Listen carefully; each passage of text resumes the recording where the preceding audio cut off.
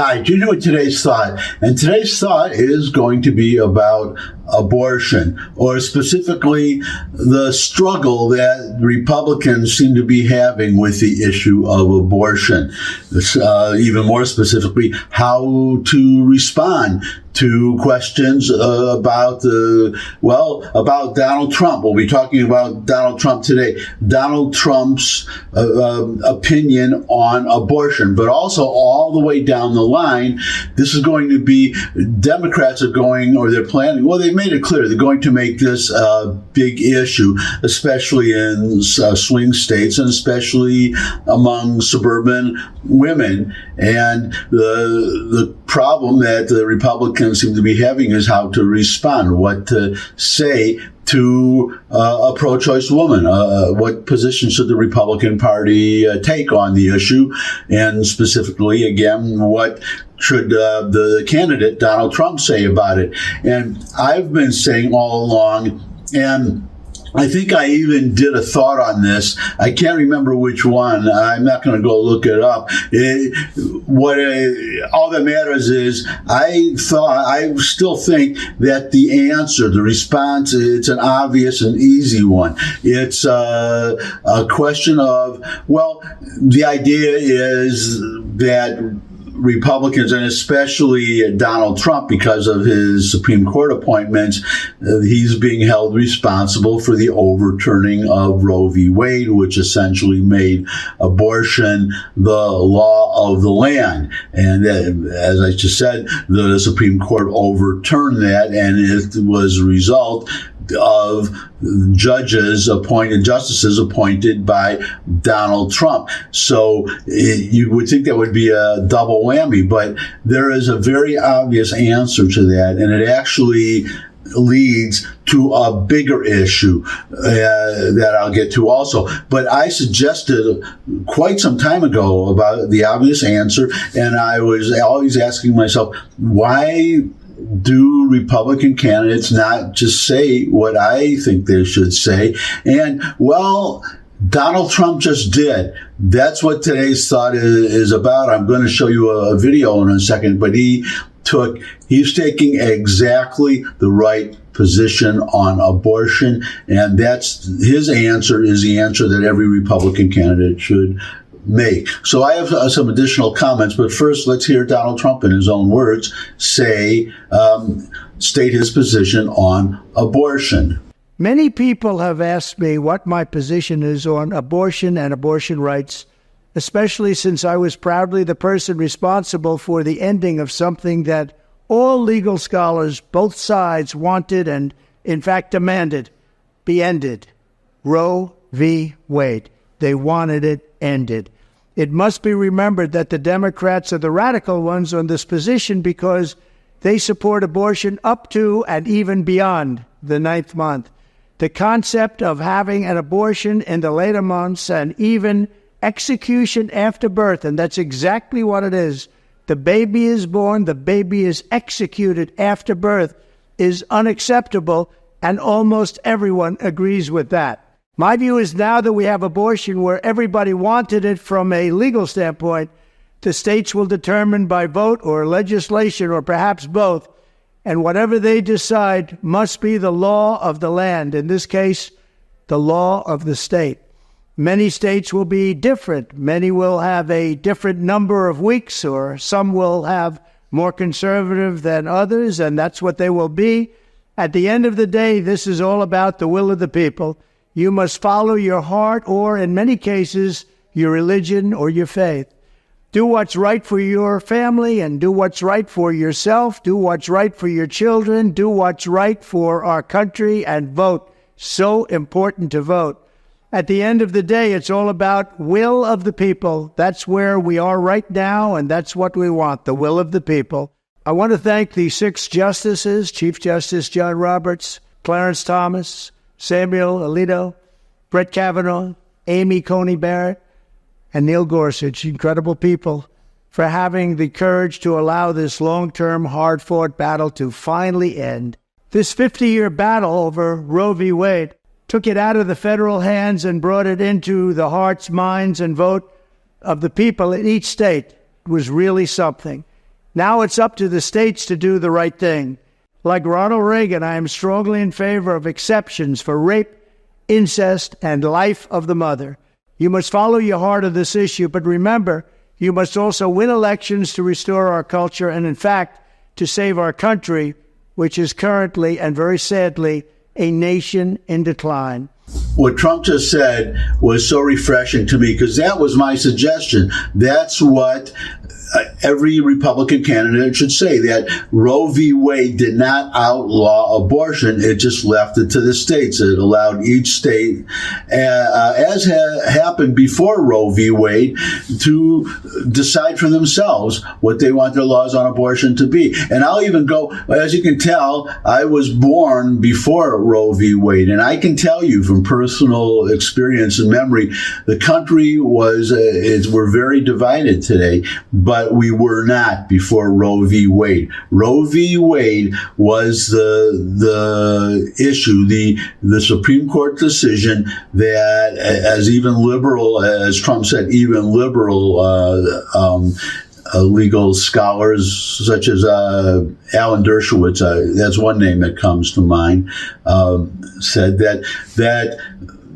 was a wrong. The decision was Roe v. Wade was wrongly decided. But before Roe v. Wade, every state had had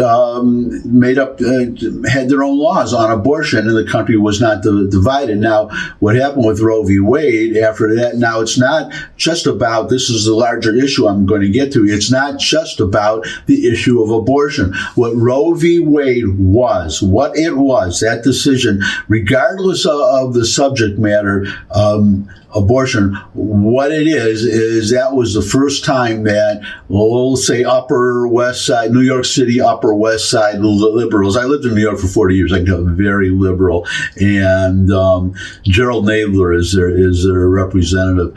But what Roe v. Wade did, that was the first time that a small segment of the country imposed their views on an issue. It happened to be abortion, but imposed their views on the entire country. So Roe v. Wade forced the state where I live now, Tennessee, to have the same abortion laws as a very liberal New York state. And that's when the split started. That was a spark to set it off. Now, with the overturning of Roe v. Wade, that issue has, that problem, you would think, has been resolved. It hasn't, because we have, as I said, the Upper West Side of New York liberals, the coastal states, the non-flyover country. They want to impose their view, their policy choices on abortion on the whole country. So they're talking about, for instance, they want a future Congress to codify Roe v. Wade, which they can't do. That's unconstitutional. Roe v. Wade specifically left the matter up to the states. And as you just heard, that's what Trump is saying. He gave his own personal view on abortion, the one that people commonly accept, that there should be exceptions for rape, incest, life of the mother. Most people agree with that. Some may not. So one state may not, and well, it's their decision. Another state, such as New York, would want even more, maybe right up to the moment of birth. Well, the people where I am in Tennessee have to be able, and they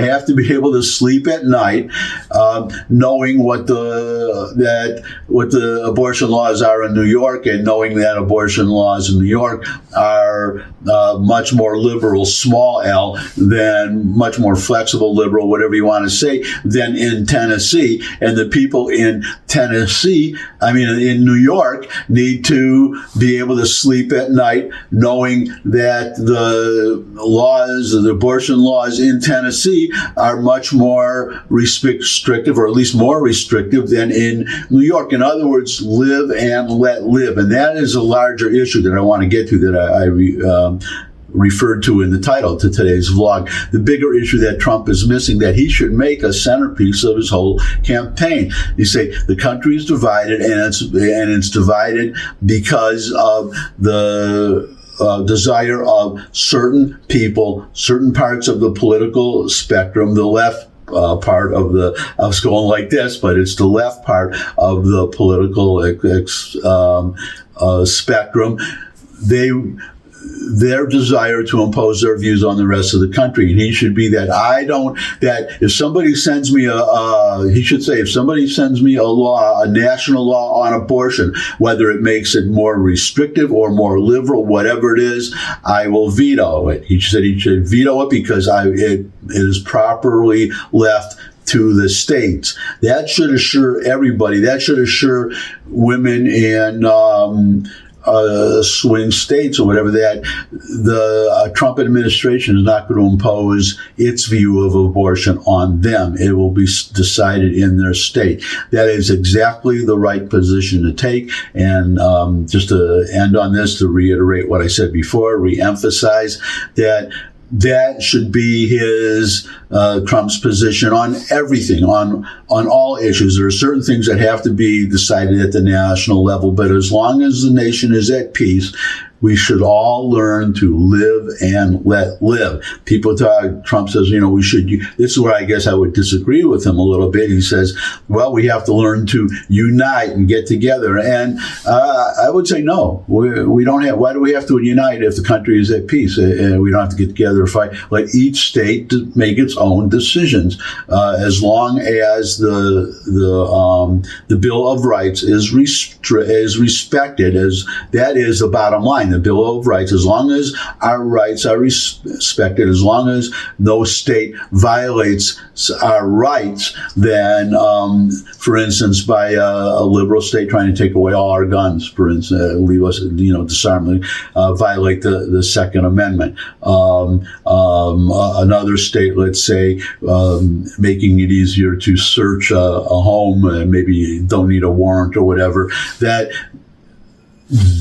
those are the red lines. But other than that, we should just live and let live. Let each state govern itself as each state would. Let the people of each state decide, and don't worry about the other states. And that's my thought for today. Thanks for stopping by. If your comments are welcome below the video. If you could share this, if you could subscribe, that would really be great. Share this video with anyone you think would benefit from it. But most of all, come back and see me again. I would love to see all of you again. And until I do see all of you again, bye.